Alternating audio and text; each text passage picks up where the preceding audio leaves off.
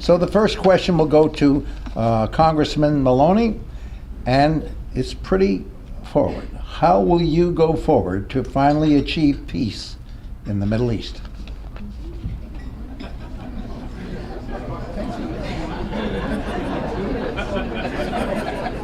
Give me about a week, Charlie, and I'll It's a great joke, but I'm not going to tell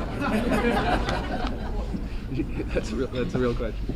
It is? Well, listen, it's a very serious situation in the Middle East. I spent 8 days in Israel last summer, and I had the opportunity to meet with the Prime Minister Benjamin Netanyahu, with Shimon Peres, with Yair Lapid, with the senior military and intelligence officials. We have a great ally in the state of Israel, and we need to support that ally. We share the same values, and when you look around the Middle East, it is one of the few countries that we can count on that really shares our values.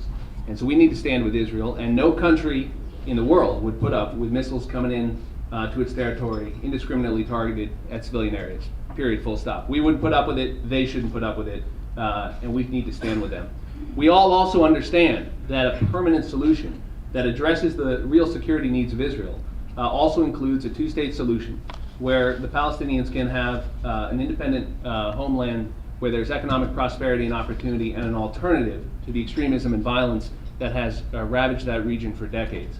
That's why it's very important as we move forward with a ceasefire that we start talking about real ideas to reconstruct Gaza in a way that brings hope to that region and not just more violence.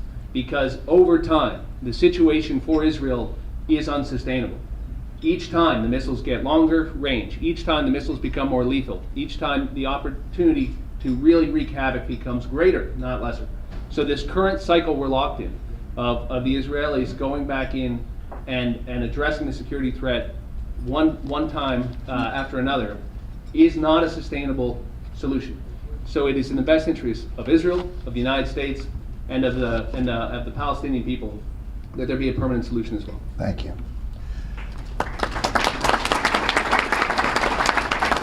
Dr. Hayworth, how will you go forward to finally achieve peace in the Middle East?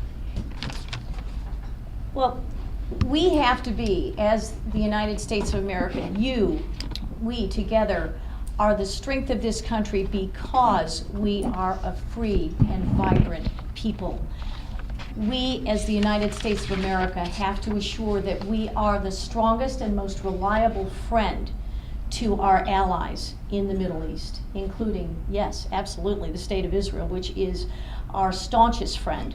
And I had the privilege of speaking with Prime Minister Netanyahu in the summer of 2011, and he explained that we face evil. It is hard for you here, good, sincere people who do your best, to understand the magnitude of the hatred and the wickedness that the enemies of freedom and the enemies of humanity are exerting in the Middle East. But of course we see through what ISIS is doing that we face genuine terror. So we have to be, as well as the most formidable friend, we have to be the most formidable opponent to our enemies. We have to be that force for good. So we need a military that is fully funded. We need to have the best intelligence forces and the best organized information gathering that we can, so that we can pursue means that do not involve putting troops on the ground or putting lives at risk. We have far too many American lives at risk right now.